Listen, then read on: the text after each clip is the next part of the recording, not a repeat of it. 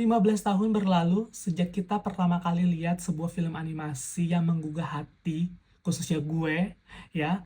Namanya adalah How to Train Your Dragon, yang berasal dari sebuah novel karya Cressida Cowell. Hingga akhirnya, di tahun 2025 ini, petualangan dari Hiccup dan Nick Fury dibuatkan live action-nya. Wow. How to Train Your Dragon berkisah tentang konflik yang terjadi antara suku Viking dengan para naga. Di sini naga-naganya tuh sangat unik ya. Mereka ada yang kecil, ada yang besar, ada yang berapi banget, ada yang ya pokoknya aneh-aneh deh. Cuman lucu. Kala semua rakyat sebal dan turut melawan para naga yang suka mencuri hewan ternak mereka, ada satu anak laki-laki remaja berusia 16 tahun yang berbeda dari mereka semua. Namanya adalah Hiccup yang diperani oleh Mason Thames. Awalnya ia juga turut melawan, bahkan ia berhasil menjatuhkan naga yang paling susah dilihat oleh mereka semua, bernama Nick Fury ya. Tapi akhirnya hatinya yang sangatlah sensitif mengubah semuanya. Di lain sisi, ayahnya yang adalah seorang kepala suku bernama Stoic yang diperani oleh Gerard Butler menginginkan anaknya menjadi penerusnya. Ia ingin anaknya berhasil menjadi pembunuh naga. Oleh karena itu, ia mengikuti anaknya ke dalam kelas bersama dengan teman-teman sebayanya untuk belajar bagaimana membunuh semua naga tersebut. Di antara teman-teman sebaya Hiccup, ia hanya tertarik pada satu orang perempuan yang bertolak belakang ya karakternya.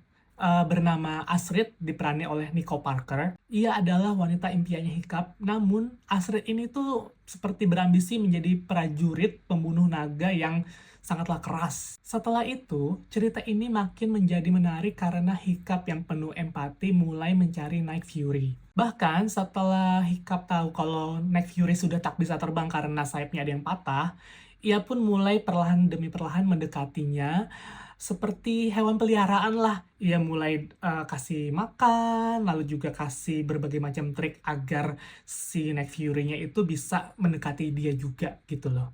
Dan pandangan orang-orang terhadap naga akhirnya berubah drastis karena Nick Fury tidak menjadikan Hiccup menjadi santapan makan malamnya. Bahkan mereka akhirnya berteman dan bersahabat malah. Mereka pun jadi tak bisa lepas setelah Hiccup membuat sebuah sayap inovatif buatannya sendiri. Jadi, Hiccup dan Nick Fury mulai belajar terbang bareng kemanapun dengan semua trik-trik dari sayap buatannya.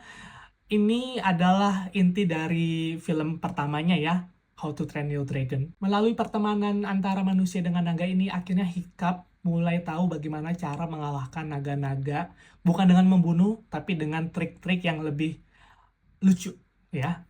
Ada yang dengan cara mengelus leher dari naga, lalu juga membawa belut, yang mana para naga itu sama sekali tak suka. Oleh karena ini, semua orang jadi sangat tertarik untuk mengenal Hiccup lebih dalam. Tapi Astrid jadi nggak suka, karena Astrid itu karena ambisinya, dia jadi kayak, apa sih si Hiccup ini? Dia nggak punya kemampuan membunuh, dia nggak punya prestasi dengan badan yang besar ya, tapi dia bisa mengalahkan naga-naga tersebut dengan cara-cara yang lucu tadi gitu loh. Akhirnya Hiccup pun seorang anak kepala suku menjadi orang yang paling berbeda di sekitarnya. Apalagi setelah ia mengetahui kalau para naga ini mencuri ternak karena mereka ingin memberi makan sang Dragon Queen ya. Jadi ia berambisi membuat semua rakyatnya sama seperti dia, yaitu berteman dengan semua naga yang ada di bumi. Ya, ceritanya itu nggak ada yang ditambahkan dan nggak ada yang dikurangi dari animasinya ya.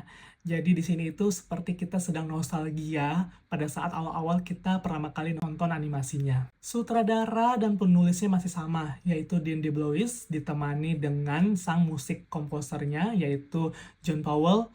Kita akan dibuat sangatlah tergugah hatinya oleh pertemanan dari Hiccup dan juga Nick Fury.